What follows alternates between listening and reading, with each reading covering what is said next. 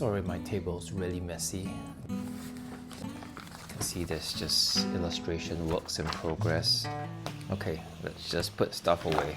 Maybe I'll just hide all these things from the camera. Moving on to today's topic. How do I know when my artwork is polished enough?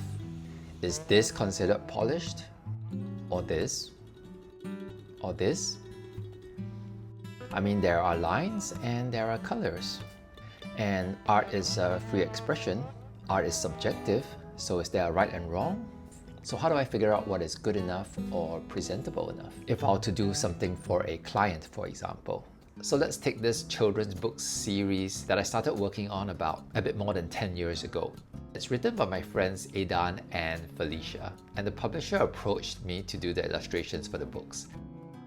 First of all, I had to design the main character, Sherlock Sam. The author said that he would need to be kind of chubby, he wears glasses, kind of smart guy. He's about 10 years old, lives with a family, he makes his own robot and calls it Watson. The story would have crime, kind of a detective story, a bit lighthearted, a bit cheeky, but does have some heavier dramatic parts. And also the pages inside the book was going to be published in black and white, so I had to take all that into consideration. Here are some early sketches of it. I gave him a kind of a semi-cartoony look since the story was kind of lighthearted and for kids. I also planned how he would look beside the other characters in the story. After doing the sketch, I had to bring this to a finished, polished level that would be published. First, I kind of explored the kind of lines I wanted to do. There are many kinds of art styles, some with outlines and some without. I decided to go with outlines. As you might know already, I have lots of art tools, so I had many kinds of lines to choose from. But which one? I tested drawing with a pencil. If I draw with a very relaxed manner, it can look pretty casual or dreamy or very relaxed. But since this was a crime-related story series, I needed something stronger. With pencils, I could do thicker, stronger lines too, and that would give me more pronounced line variation for drama, but still there was something a bit unfinished about using pencil. Pencil makes me think about a rough sketch, something that you do in a preliminary round of a drawing.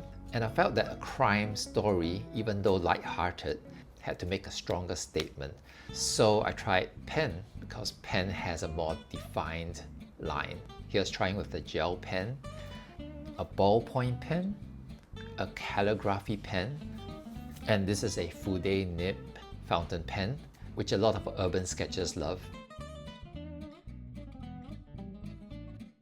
The gel pen gave me a mono width line without line variation, and I felt that it lacked enough excitement, a bit too quiet for if I wanted to do dramatic crime action moments. The ballpoint kind of made me think of school days, which kind of goes in line with Sherlock Sam being in school, which is great. However, the lines still don't feel that dramatic. It does feel a bit too everyday, relaxed. I wanted something a bit stronger. The calligraphy pen gave me interesting lines. I had some line variation, thick and thin, but there was a bit of an unfinished raw quality to the edges. It gave a kind of a rap hip-hop raw edge to it, but I didn't feel that this kid's story was going in that direction. And this is a Fude nib fountain pen. It gave me decent line variation, but I wanted the line variation to be even more extreme. The illustration budget for this project was pretty small, so I was thinking, what would make me more excited about doing this job? At the time, I was inspired by the brushwork of Craig Thompson. He did blankets, and this is Carnet de Voyage. I had almost no experience using a brush at that time, so I thought, why not think about this project as a course on how to use a brush? And I get paid for learning this. So I bought a sable brush and started learning how to use it. So I'm using a sable brush with Indian ink, and the brush gives me lots of line variation from really thin to really thick. And when it runs out of ink, it gives me a really nice dry brush effect that I find that it's easy to produce on paper rather than digitally. I felt that the thick and thin gave me the dramatic feel that I wanted for this book. So I went with a brush. Right now I'm just doing all these drawings spontaneously. Now to decide the level of polish. I think it's really up to the artist to rationalize and make a best decision. So do I go loose like Quentin Blake? I thought that would be too whimsical for crime moments with danger and drama. I was thinking something tighter like Craig Thompson's style would work.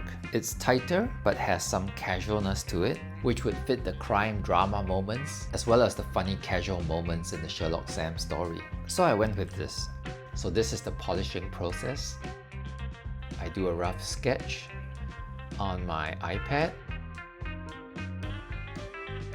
I make all the lines blue.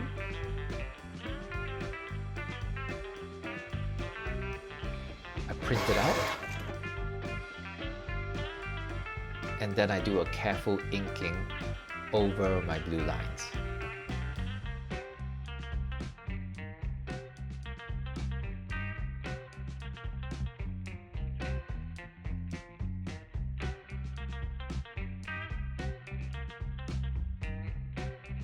I scan it and remove the blue lines in Photoshop, increasing the contrast. I'll tweak it in Photoshop and make any small adjustments. And then the lines are really nice and polished. Now what about the coloring and shading? This is supposed to be a black and white book, so I don't have a full range of colors to play with. Adding too many grays can feel too heavy and muddy, so I decided to just use one shade of gray. Even so, there's so many ways to do a mid-tone gray. I can do a flat gray, but I felt it was too neat, too slick. In the story, Sherlock solves mysteries without using much high technology at all. It kind of uses his smarts. So I wasn't too comfortable with this computer flat shading. I wanted a bit more character to it. So I painted a grey wash on paper, scanned it, and I applied it over the drawing for the parts that I wanted to be mid-tone. The hand-painted grey felt more lo-fi, gave a bit more texture and character, at least to me. I noted that the story in this series would have some light-hearted moments as well as some darker crime action. So I thought using a film noir style would suit this series. At the time I was reading Powers by Michael Bendis and Michael Avon Oeming, and he uses a lot of intense blacks and dark shadows for more dramatic scenes. So I decided to bring that in for the Sherlock Sam series. So this is how I use the film noir style in a storybook series for kids.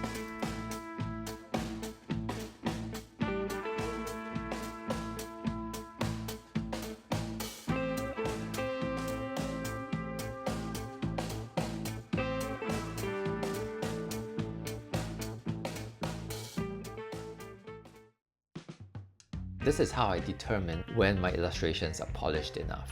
It's when the lines, the coloring and the texture and the level of polish serves the story well, rather than me pushing my own personal style onto the story. For example, I do like a more loose, casual style, but that wouldn't have worked for this series. That would not be polished enough.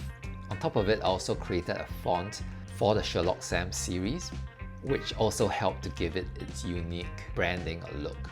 Over 10 years, there are quite a number of books in the series now, and it's cool to see that it has been published in other countries too.